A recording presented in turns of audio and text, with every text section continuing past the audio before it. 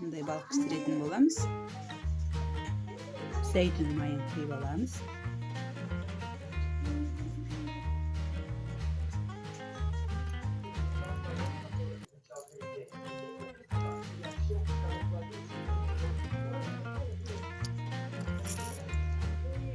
Араластырамыз. Құямыз. Су құямыз. Табаға құямыз. Балықтарды саламыз. Балықтарды салдық.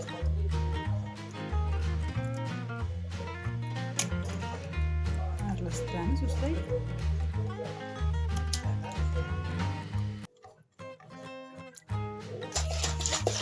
Астын қосамыз. Жай отқа қоямыз. Саламыз.